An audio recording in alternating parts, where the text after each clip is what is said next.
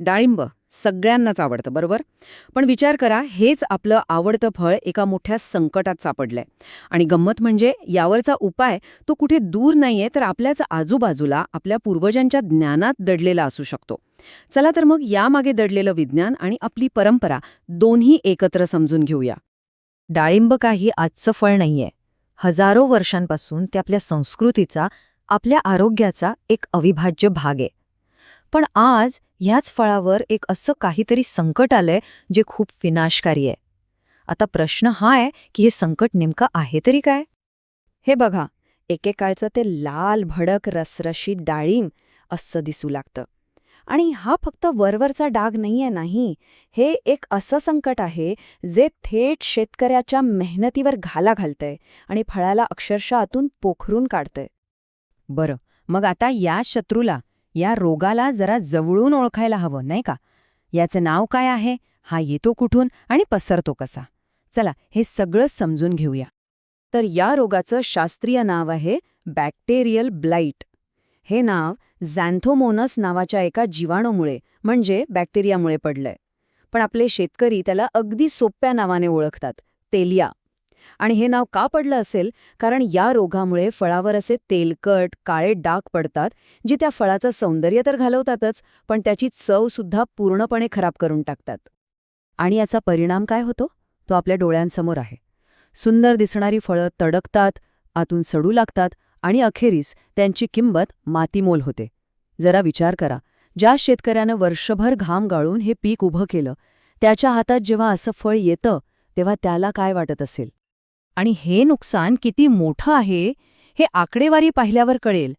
ऐकून धक्का बसेल, पण काही ठिकाणी तर तब्बल 60 ते 80% पीक वाया जातं.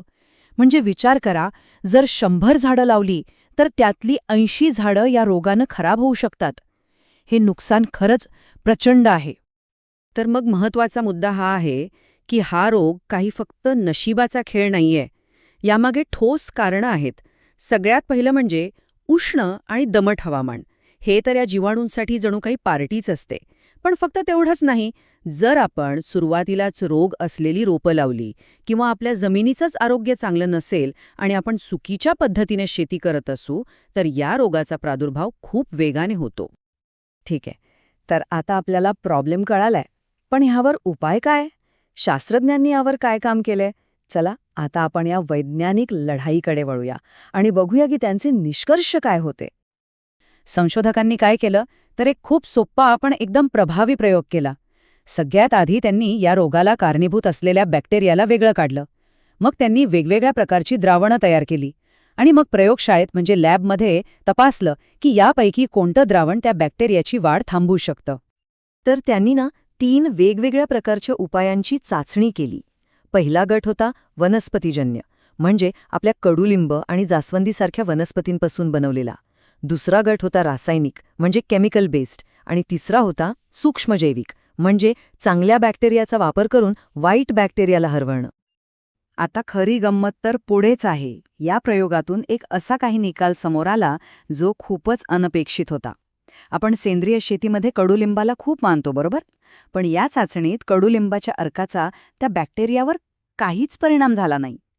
या उलट आपल्या बागेत सहज दिसणारं जे जास्वंदीचं फूल आहे ना, त्याच्या अर्काने मात्र या बॅक्टेरियाला जबरदस्त टक्कर दिली. आणि हे बघा, हा आहे त्याचा पुरावा.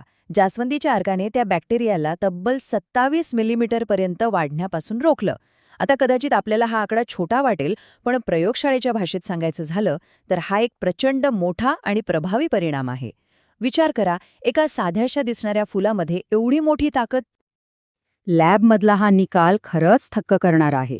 पण याहूनही रंजक गोष्ट काय आहे माहितीये? ती म्हणजे हे आधुनिक विज्ञान आपल्या शेतकऱ्यांच्या पारंपरिक ज्ञानाशी कसं जोडलेलं आहे. चला, आता आपण प्रयोगशाळेतून थेट शेतकऱ्याच्या बांधावर जाऊया. यालाच म्हणतात स्वदेशी तांत्रिक ज्ञान किंवा इंग्रजीत ITK. हे दुसरं तिसरं काही नसून आपल्या पूर्वजांनी, आपल्या आजोबा पणजोबांनी अनुभवातून, निरीक्षणातून मिळवलेलं ज्ञान आहे. आणि हे ज्ञान आजच्या आधुनिक विज्ञानाइतकंच किंबहुना काही वेळा त्याहूनही जास्त महत्त्वाचं ठरतं. याचं पहिलं आणि सर्वोत्तम उदाहरण म्हणजे जीवामृत. नावाप्रमाणेच हे जमिनीसाठी जिवंत अमृत आहे.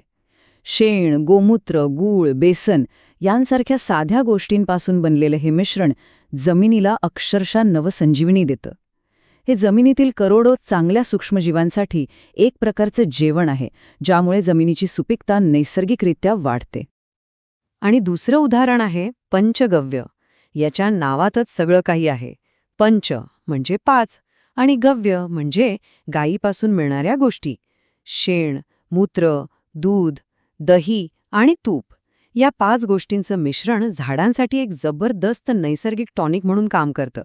यानं पिकाची वाढ इतकी जोमदार होते की विचारायलाच नको. बरं, मग आता आपण काही अशा DIY पाककृती पाहूया ज्या वापरून कोणीही आपल्या घरीच अगदी सोप्या पद्धतीनं प्रभावी सेंद्रिय कीटकनाशकं बनवू शकतं. यातली सगळ्यात शक्तिशाली रेसिपी आहे दशपर्णी अर्क. दश म्हणजे 10 आणि पर्ण म्हणजे पानं. यात कडुलिंबासोबत इतर 9 औषधी वनस्पतींची पानं वापरली जातात. हो, हे बनवायला थोडा वेळ नक्कीच लागतो, पण एकदा काही तयार झालं की हे एक असं काही ब्रह्मास्त्र तयार होतं जे जवळपास सर्व प्रकारच्या किडींवर रामबाण उपाय ठरतं. आता समजा दशपर्णी अर्क बनवणं थोडं किचकट वाटत असेल तर काळजी नसावी. हे 2 अगदी सोपे आणि घरगुती उपाय आहेत. आंबवलेलं ताक हे बुरशीजन्य रोगांसाठी म्हणजे फंगल इन्फेक्शनसाठी उत्तम काम करतं. आणि लसूण, मिरची आणि आल्याचा अर्क हा मावा, तुडतुळे यांसारख्या रस शोषणाऱ्या किडींना पळवून लावतो.